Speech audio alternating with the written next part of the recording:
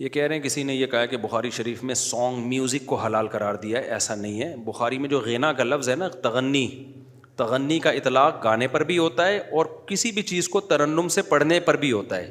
اس کی سب سے بڑی دلیل یہ ہے کہ حدیث میں آتا ہے، کسی اسکالر نے یہ کہا ہے کہ بخاری میں گانے کو جائز قرار دیا ہے. تو میں بتا رہا ہوں گانے کا لفظ بخاری میں نہیں ہے. غنا تغنی کا لفظ ہے، غین یون نون یا. تو تغنی گانے کو بھی کہتے ہیں، مغنیہ کہتے ہیں گانے والی کو، اور ترنم سے کسی چیز کے پڑھنے کو بھی تغنی کہتے ہیں.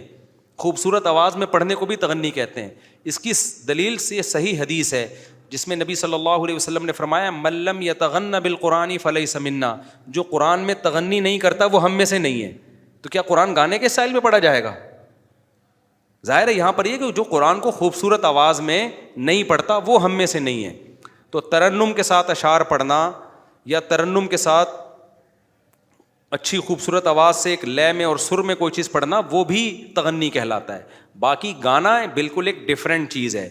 اگر پھر بھی سمجھ میں نہ آئے نا، تو اگر یہ کام جائز ہوتا تو صحابہ کے دور کے کسی مشہور گلوکار کا نام بتا دیں آپ. پھر کیا خیال ہے بھائی؟ جیسے لوگ ہم سے الجھتے ہیں کہ قوالی جائز ہے، تو صحابہ کے کسی دور کے کسی مشہور قوال کا نام بتائیں آپ. آپ کہہ سکتے ہیں کہ نہ ہونا اس کی دلیل تو نہیں ہے نا کہ ناجائز ہے. بھائی ناجائز نہیں تھا لیکن اتفاق سے نہیں تھا ان میں کوئی مشہور گلوکار. تو اس کا جواب یہ ہے کہ جس چیز کا داعیہ ہو، جس چیز کی سوسائٹی میں طلب ہو، پھر بھی وہ چیز اس سوسائٹی میں نہیں ہے، تو اس کی علامت ہے یہ اللیگل ہونے کی وجہ سے نہیں ہے. ایک چیز کی، جیسے صحابہ کے دور میں چاول نہیں تھے، چاول نہیں کھاتے تھے وہ لوگ. اب ہم کہیں گے چاول حرام ہے کیونکہ چاول نہیں کھاتے تھے. بھائی چاول وہاں پیدا ہی نہیں ہوتا تھا، تو اس لیے ان کے دلوں میں چاول کی طلب تھی ہی نہیں. لیکن ایک چیز کی طلب ہو پھر بھی وہ چیز نہیں کھائی جا رہی، تو اٹ مینس کہ اس کو ناجائز سمجھا جاتا تھا. موسیقی ایک ایسی چیز ہے کہ ہر سوسائٹی میں اس کی طلب ہوتی ہے، تبھی دنیا کے ہر سوسائٹی میں ہمیشہ سے گلوکار بھی رہے ہیں، گانے بجانے کے آلات بھی رہے ہیں، گانے بجانے والے لوگ بھی رہے ہیں. عرب میں بھی تھے. غزوہ بدر میں جب مشرکین مکہ آئے ہیں تو گانے بجانے والیاں اپنے ساتھ لے کر آئے ہیں موٹیویشن کے لیے، اور موسیقی کے آلات بھی ہیں. لیکن ہم دیکھتے ہیں کہ اس دور میں یہ ساری چیزیں موجود تھیں، شراب بھی تھی، گانے بجانے کے آلات بھی تھے، اور ناچ گانے کی محفلیں بھی ہوتی تھیں، سانگ بھی ہوتے تھے. لیکن صحابہ کرام میں ہمیں جتنے بھی پرہیزگار صحابہ، اعلیٰ درجے کے صحابہ ملتے ہیں، کسی سے ایک بانسری بھی ثابت نہیں ہے، ایک بانسری بھی ثابت نہیں ہے. تو یہ سب اس بات کی علامت ہے کہ اگر یہ جائز ہوتا تو یہ چیز صحابہ میں ہوتی. ایک بات. نمبر 2، دیکھو آج ہم سے بہت سے لوگ کہتے ہیں کہ یہ جو تصویر ہے نا یہ حلال ہے. جو پرنٹڈ تصویر نہیں ہوتی، ہاتھ سے بنائی ہوئی تصویر، یہ تمام علماء کے نزدیک حرام ہے.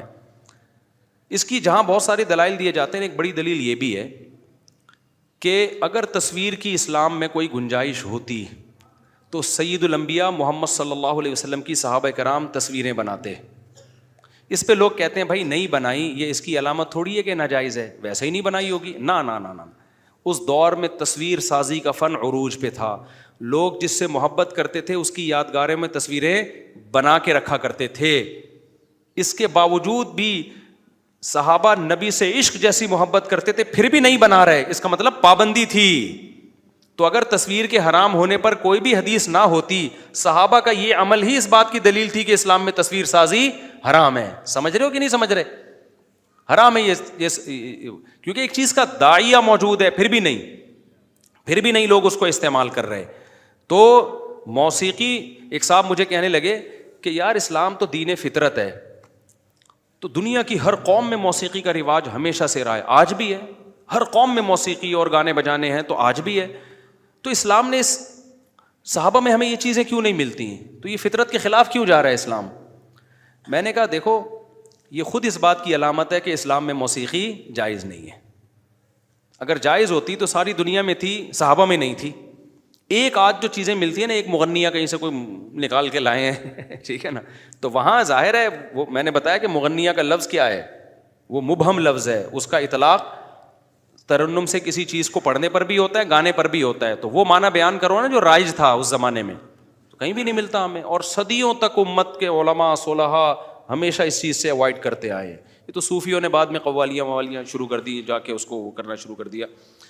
تو کچھ طبقہ ایسا رہا ہے جس نے موسیقی کو جائز بھی کہا، لیکن اس کی علماء صلحاء اور جو بڑے فقہاء تھے انہوں نے ان کو اگنور کیا, انہوں نے سنی نہیں ان کی, کیونکہ لوگ حوالہ دے سکتے ہیں فلاں مفتی نے جائز لکھ دیا, فلاں مفتی, تو وہ تو شاذ اقوال تو ہر دور میں ملتے ہیں ہمیں, ان کو لفٹ نہیں کرائی جاتی.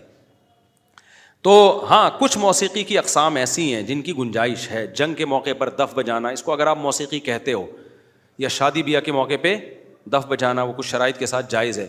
تو اسپیسیفک چند صورتیں ہیں. اس کے علاوہ موسیقی کو اس طرح سے پروموٹ کرنا اور یہ کہنا بخاری میں لکھا ہے موسیقی حلال ہے, تو یہ وہ اسکالرز ہیں جن کو نہ بخاری کا پتہ اور نہ مسلم کا پتہ, نہ ان کو عربی پڑھی نہیں ہے بیچاروں نے نا, تو یہ تو اردو ترجمے دیکھ دیکھ کے یہ لوگ بخاری کا مطلب بیان کر رہے ہوتے ہیں. تو تغنی کا خلاصہ یہ نکلا کہ تغنی کا جو لفظ ہے عربی میں وہ گانے بجانے پر بھی اطلاق ہوتا ہے, لیکن سریلی آواز میں ترنم کے ساتھ کسی چیز کے پڑھنے پر بھی اس کا اطلاق ہوتا ہے. تو شعر و شاعری ترنم کے ساتھ پڑھنا جائز ہے. آج بھی شاعر ہوتے ہیں, میں بھی بیان بعض وقت ترنم میں کرنا شروع کر دیتا ہوں, لوگ کہتے ہیں سر کیوں لگا رہے ہو بھائی, سر کیوں لگا رہے ہو, تو وہ الگ چیز ہے. گانا بالکل ایک